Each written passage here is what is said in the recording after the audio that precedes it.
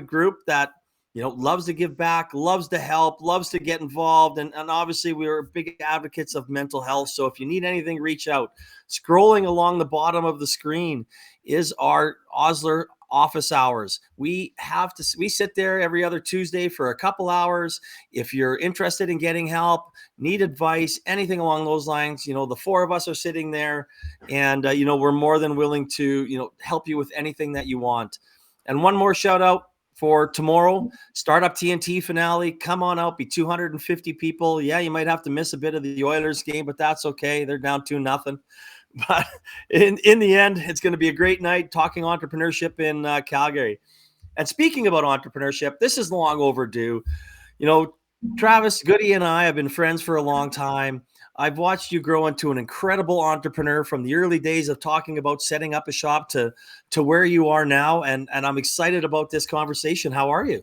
I'm doing good, man. Thanks for having me on. I appreciate it. Overdue. Oh, so overdue. And that's my fault, not yours. We've got to know each other over the last, many years. We've become good friends. You've worked on, Grayson, you've helped me with my injuries and so many people, but it's been a pleasure battling with you and getting to know you. And, as I said, I've watched you become an incredible entrepreneur, grow Orca into something that's an absolute incredible philosophy, incredible business. So what I would like to do is, you wanted to get into this, earlier on. You were a college baseball player, you're a catcher, you had your own injuries. Where did your passion come from, or how early did your passion come from to, give back and help people? Yeah, I think similar to a lot of people, when I was younger, I lost some people fairly close to me. And I think those situations can make you feel a little bit out of control, a little bit helpless. And just naturally, I think you kind of start to develop this desire to help anyone else you can when you can't help in those situations. So I think that was instilled at a very, very young age. And then obviously through sporting career and stuff like that, had a little bit of exposure to physical therapy. Was always kind of a battle for me between physio and maybe medical school. And what was really attractive from the rehab and physio lens was I could see an athlete and potentially see them again that week or the subsequent week.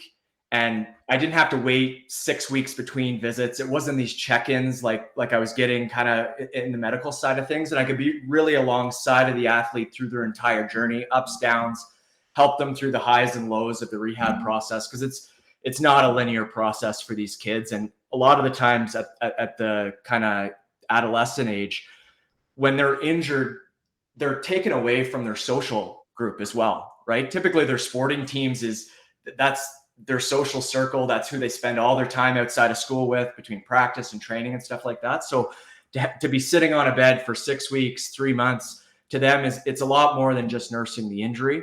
There's a lot of mental health and stuff that can get tied into it. So it was attractive to me that I could be there to support them and the families throughout every step of the way.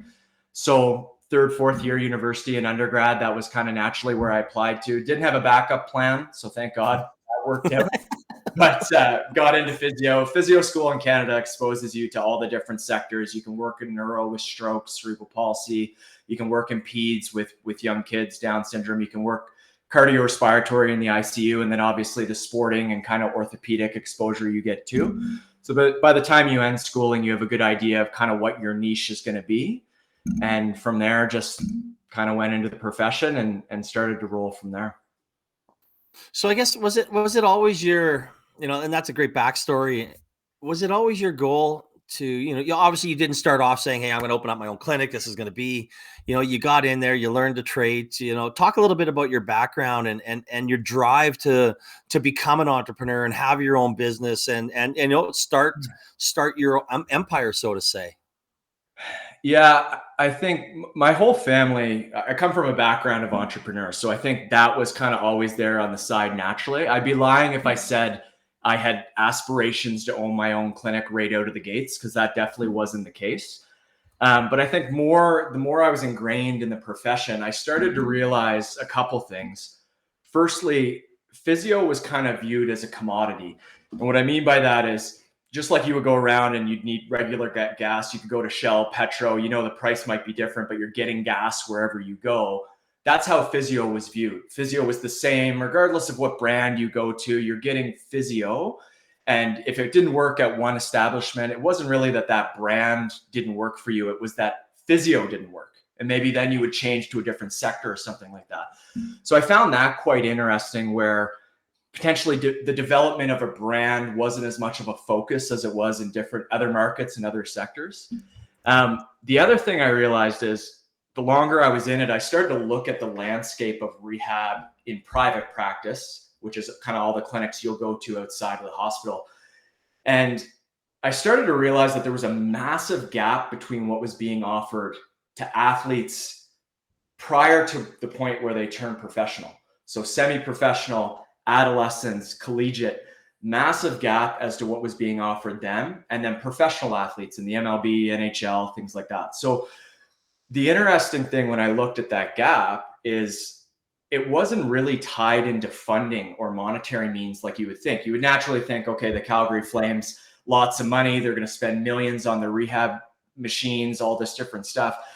But companies started to come out internationally where the cost to get some of those pieces of technology that the pros were using into the private sector, it wasn't really that high. It was fairly feasible. So there's this massive gap, and you started to see it in injuries too. So we see a lot of ACLs at Orca, so we take ACLs. The amount of people who are professional athletes who re-tear their ACL is 3%. Jeez. The amount of adolescents that re-tear it can be upwards to 33%. So it's the same surgery, right? But you look at the re-rupture rates or re-injury rates, and there's such a stark difference between the pros and the adolescents. What's the difference there? It's the rehab process. Yeah. Right. So for me, I started when I saw that difference, and obviously I came through sport and coached and stuff as well. Was up in Fort McMurray coaching baseball for some time before I came down to Calgary. And I became really passionate about trying to provide this professional level care that the professional athletes were getting, and trying to solve the problem of how do we bring that to the private sector and just increase access for everyone, whether it be parent of an athlete, grandmother, brother, sister, and just make sure that access to rehab wasn't the reason why these kids were losing their social circles, sport, and things like that. And I do have a follow-up before we get into, talking about entrepreneurship. So, I mean, obviously I've seen the benefits. You've worked on me and both our girls. What really, and I love it, but what in your mind, what sets you apart from other people out there? I mean, you've worked with obviously the professional soccer team. I can't remember the name of them here. You can probably say that, with Weber, with Edge. You've worked with some high-end athletes. So what has given you that, that edge, or what makes you so unique that everybody really wants to be working with Orca? I think there's a lot of different arms to probably to the answer of that. But first of all, I think that just the way that we've set up the company operationally, physio from a business lens is a volume game, right? And we've all been to the physio clinic where potentially your therapist is there. There's 3 other people that they're attending. They're kind of hopping back and forth. Maybe you see 2 or 3 other people before you even see your physio. There's aides, assistants, all this different stuff. And we tried to diversify the offerings by having this performance and education side to the company, so that we could actually spend one-on-one time with the client for extended periods of time, whatever that looks like, whether it's 45 minutes, hour and a half. And by spending that one-on-one time, the other arms to the company operationally still allow us to do that without obviously not being able to meet financial means. So we're not seeing athletes for 10 minutes, 15 minutes. There's lots of FaceTime. And I think through that, A, you start to develop a relationship, which is essential in the rehab process. But B, we start to really be able to kind of trial and error these different things and figure out what works. And then that just is amplified by the technology that we have to identify all the different blind spots. I think a lot of the times in rehab prior to coming to Orca, we would push on somebody's leg and say, oh yeah, the strength is good of your quads. But if anybody has great quad strength, I'm not going to be able to push through their quads. These pieces of technology allow us to identify the little nuances with asymmetries. There's databases now. So if you come in as a baseball player, I can say, hey, Jade, like your shoulder strength's really balanced, but you're only in the 5th percentile nationally for your age. So you're strong, and you're symmetrical, but you're weak and symmetrical. And that could be why we're running into issues with performance or rehab or something like that. So we've kind of made things a lot more black and white, taken the guessing and even our subjective personal opinion out of it. And we can use this technology to really make, the problem list black and white, start to address it. So I think that makes us a little bit different, just the access to that. And again, just the time that we spend with individuals and things like that.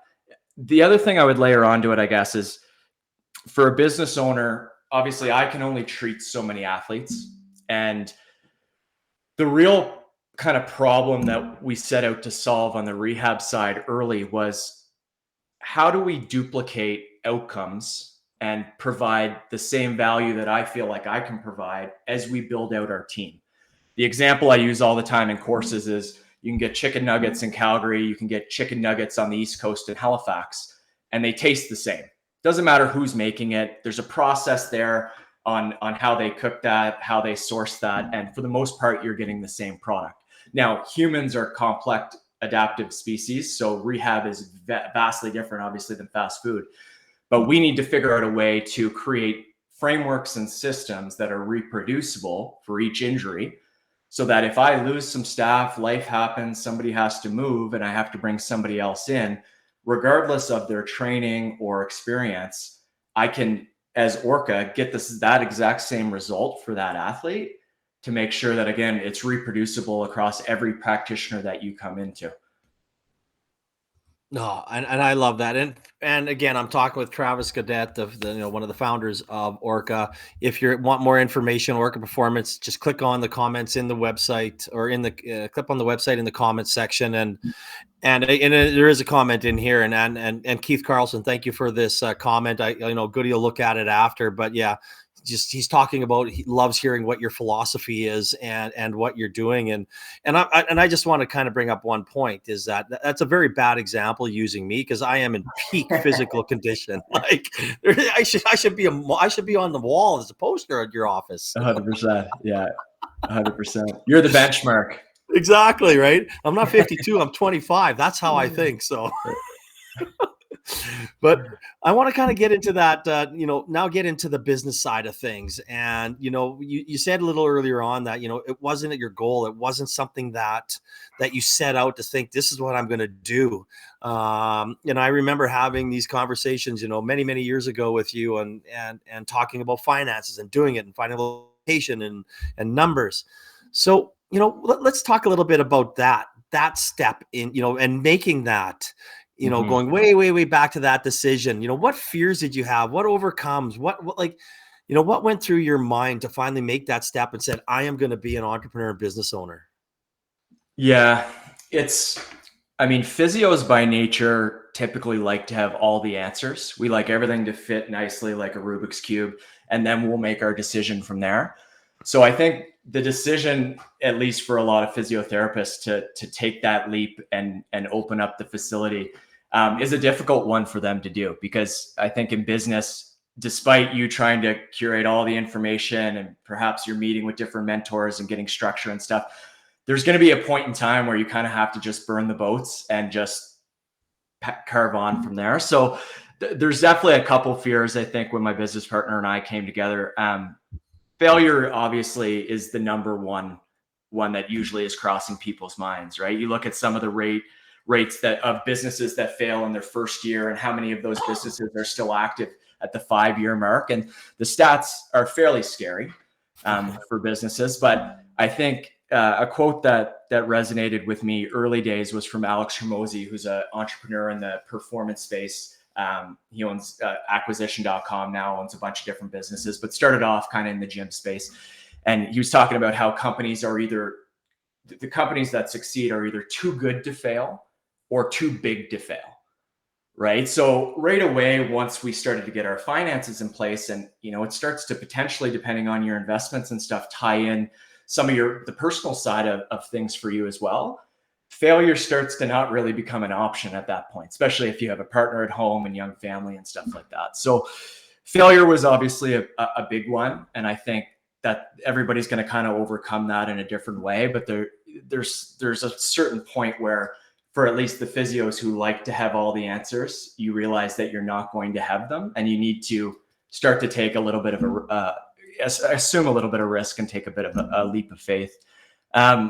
The other one early for us was obviously just the stark financial investment that has to go into it.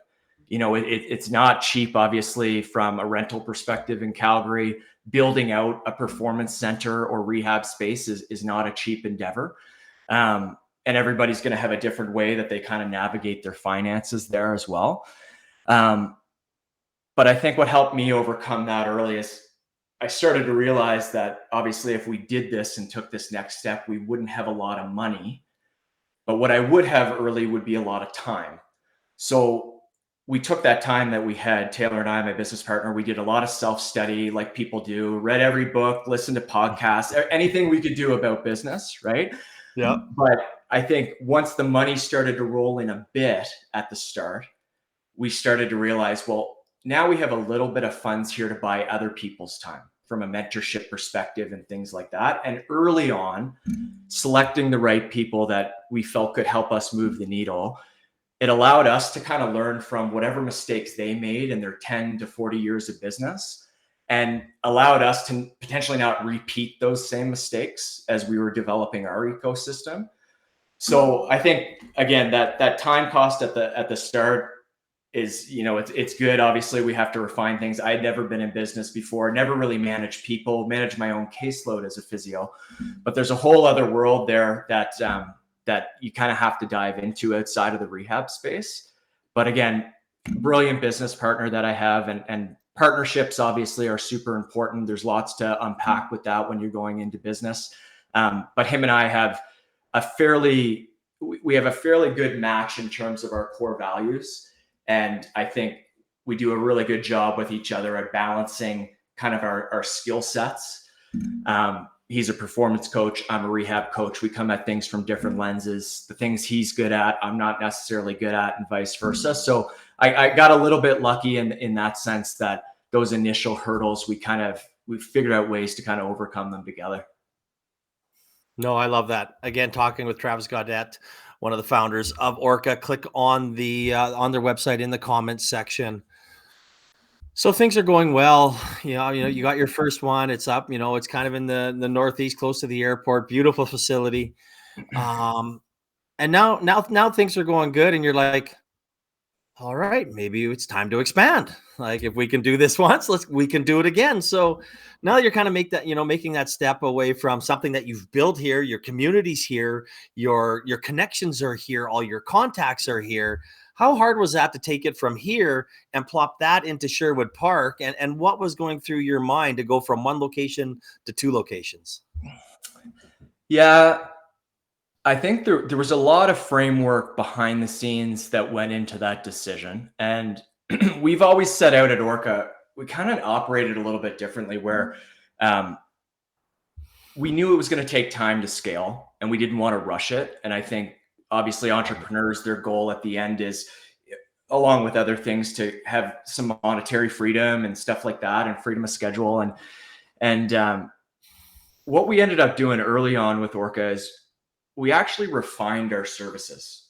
We wanted to, instead of offering chiro, massage, osteopath, dietetics, physio, sports med, strength and conditioning, and being this, I mean, there's lots of companies that do this well, but we call it this Frankenstein mismatch of different disciplines. We were scared if we tried to go down that route that we would offer all of these offerings, but be mediocre at all of them, or maybe great at a couple, but not as great at others. So we really refined things down to two offerings. We have rehab, we have performance. That's it. And we just tried to jam pack as much value into those two services as we possibly could, to really build out a robust patient experience from point A to Z once they enter our ecosystem and our four walls, and spent a lot of time in the first couple of years developing these systems and frameworks behind the scenes, from marketing and lead acquisition and all this stuff, but also just reproducing results. If somebody has an Achilles tendon issue, what is the process we go through here for rehab? And what are the check boxes we have to hit when they come in? And that could be something as simple as the physio comes out, shakes their hand, and greets them at the door. And that's their very first face-to-face experience at Orca Performance. There's not an assistant. It's not the front desk staff who's bringing them back. It's, hi, I'm Travis. I'm going to be your physio. Can't wait to get with you on this journey. And you're going to be with me one-on-one from point A to Z till you're back to whatever you're doing. So there were systems there for interpersonal communication and how we navigated that. Systems for our culture that we wanted to build. What injuries do we see? Which ones do we potentially not see? Not that those people don't need help, but there's a very certain type of person that we have within these four walls, and then systems for rehab too.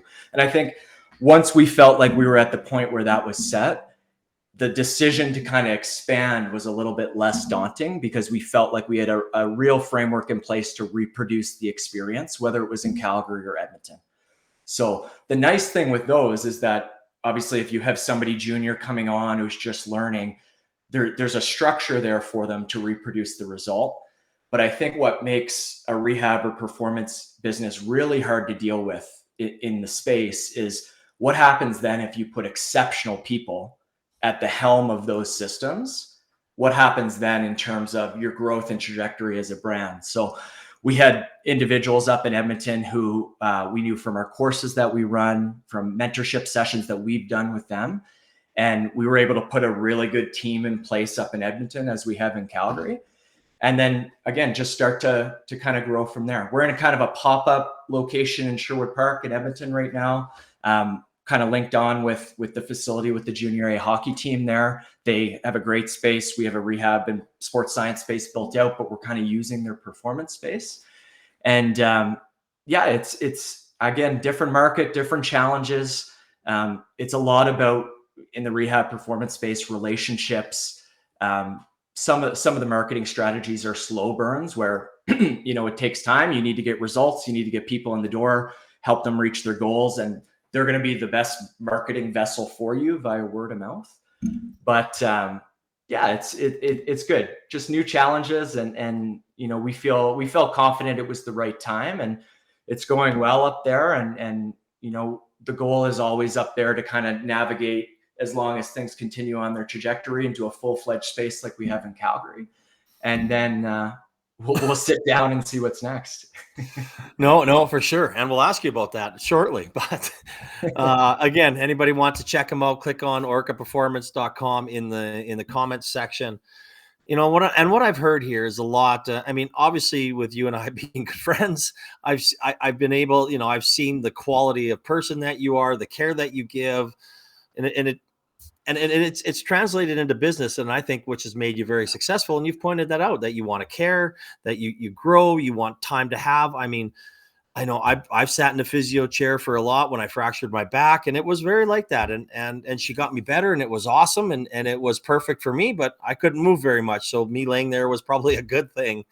But I love that, right? When Grayson was in there, it was a time with you. It wasn't that typical had that you're just going to be laying in a bed. She's going to come and kind of do that and go from there. So, but the one thing that I love that you said, that you wanted to grow organically. You wanted to make sure that you were okay. And too many entrepreneurs today just think that I got to get out there. I got to grow fast at all causes, to do anything, to raise money, and not have a really good business foundation. And I think that's going to be the key to your success. Yeah. And I think a lot of people in the rehab performance space that I talk to anyways, who come to us for some guidance and stuff now, they haven't really asked themselves the question of what kind of game they're in, right? And yes, we're in the rehab game, but really, if you break it down, we're in the client experience market. That's the sector that we're in, right? So yes, getting an outcome and being good at rehab is a portion of that.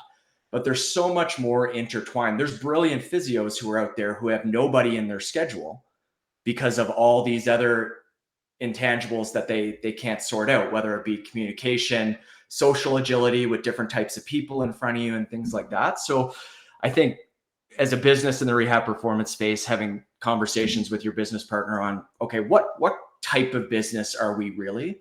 You start to figure out it is client experience. And then the minute you switch there and start to realize, okay, well, how do we build out the client experience and how does that flow from A to Z when they're at Orca? Then you start to see things really start to change in terms of acquisition, retention, and things like that. No, I love it. And again, I see it, and then that's how businesses are successful.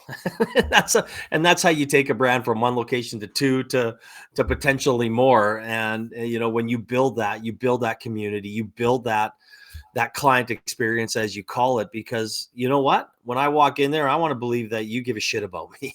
I want to make sure that I've got your attention. You're looking after me because I know everybody else is in there for it. But to be quite honest, I don't really care about them at that 100%. moment of time. Yeah. I want to get healthy because I want to live my best life. Yeah, 100%. And I mean, that's massive. And even something, if I see you for the first time, we don't know each other, you're telling me about your shoulder, and I start telling you, oh, Jade, I had something similar with my shoulder a couple of years ago. You don't give a shit about my shoulder either.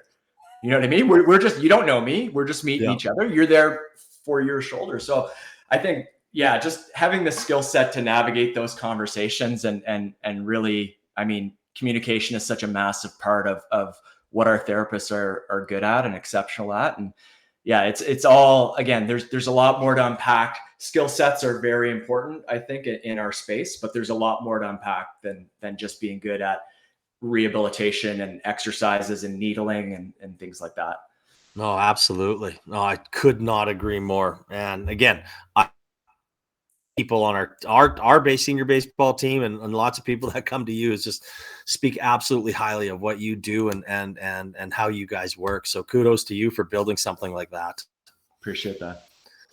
So now you've gone to Sherwood Park. Well, what's next for you guys?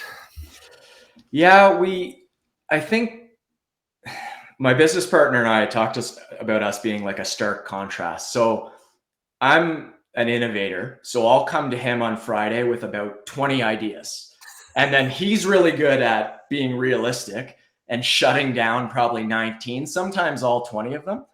But I kind of need to get that creative side out, and he's good to entertain and listen to me and stuff like that. I think where we've landed now is obviously we have some goals with Sherwood Park and where we want to bring that. And we have an educational arm to the company, so we do 2 live events. We do 3 renditions, 2 different courses, but three offerings every year. And we have some virtual courses that we put online.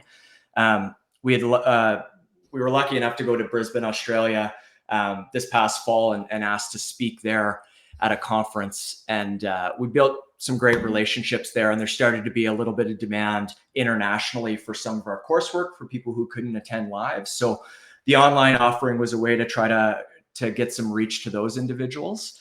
Nice. But for us now, I think it's really building out the services that we can provide athletes within Calgary. You know, we have a massive passion for female athletes. We have a female athlete initiative at Orca that's run by Carly Spalding, one of our physios. She does absolutely brilliant work in terms of talking about nutrition for female athletes, which is the demands are actually quite different than men. She does great work talking about the menstrual cycle, educating on strength training, movement patterns, all these different things. Injury rates for females and males are quite different. Some of the injury rates for females are higher. And what they're starting to realize in research is that potentially it's not tied in as much as they thought to the menstrual cycle and different things like that. Some of the time it's just exposure. These girls haven't had the exposure to what is proper nutrition? How do you do a squat, hinge, and lunge? It's okay to get stronger if you're a 15, 16-year-old female, right? So we're really passionate on trying to level out the playing field there and make sure that, again, opportunity, we talked about opportunity earlier just in terms of the tech and having that professional level rehab offering in the private sector.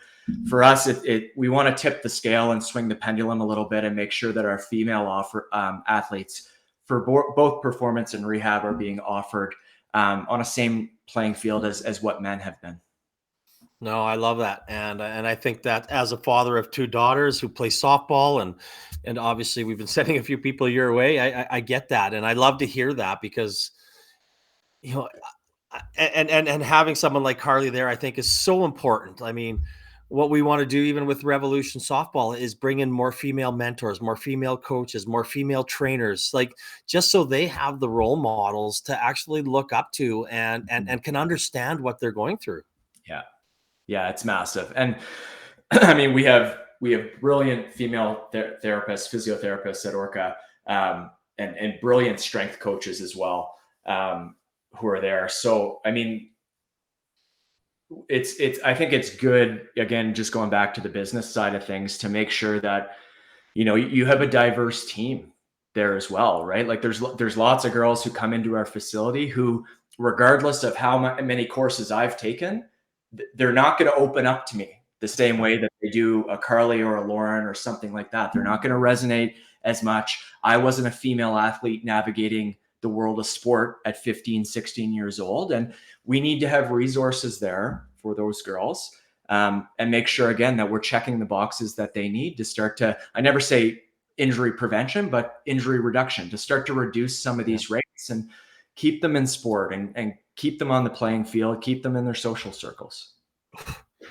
I think that lasts. Keep them playing, keep them in their social, and keep them involved is male or female. It's so important, right? Like I agree. I owe everything in my life to sport.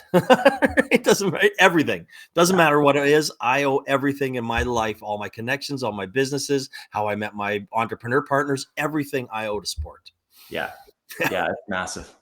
Oh, absolutely. Well, I'm always sad when these conversations come to an end because I'm sure we can kind of have a chin wag for another half an hour or so. Yeah. But I want to get your advice, and I have a lot of tech companies on here, and I'm a big, obviously everything that we've done or been part of has always been brick and mortar type stuff. And people, kind of tend to think that they're different, even though they're absolutely not. But if you had one piece of advice for a startup or an entrepreneur, what would that be? Yeah, if I could go back to myself at the start, I would tell myself, first of all, like a lot of business minds that you look up to who are successful, everything they tried to implement didn't always work out on the first shot. So I think you need to be a bit fluid with your approach, and be agile enough to, move with your offerings a little bit, and not get too discouraged if your first rendition of something doesn't work out. But I think, again, to me, it would come back to scale. And that's what I see a lot, at least in the market that we're in. I would tell myself as a young entrepreneur, if you want to scale your business, it doesn't necessarily mean you have to continue to innovate and create new offerings, new disciplines, add chiro, add a different service. Sometimes scale takes time. But on the other hand of things, sometimes individuals or companies might be better off just doubling down on their current offerings and just jam packing them full of value. To put, again, in our sector, just putting massive stock into the overall client experience, and just looking for ways to scale from there, as opposed to diversifying too much. No, I love that. I totally agree, right? Focus on what you're good at, focus on what works for you, focus on, your business and your business needs, and go from there. So, I mean, that's great advice. Thank you for that. Of course, my pleasure. And yeah, and again, thank you for everybody for listening. Thank you for the comments. If anybody, hopefully we'll see, 250 or 300 of you tomorrow at our Startup TNT top 5 finale of platforms. Doors open at 5. Pitches, it starts at 6, goes to about 9. We have an after party. Also, the Osler office hours. Our next one is Tuesday, June 25th. If you have any, questions or concerns or want to sit down, please come on in there. Check us out. Goody, thank you so much for coming in, sharing your knowledge, and keep on being awesome. And I hope I never see you in the clinic. I agree. Thanks for having me, Jade. Appreciate it. I hope everybody has a great Wednesday, and we will chat soon. We'll take care, everybody. Bye-bye.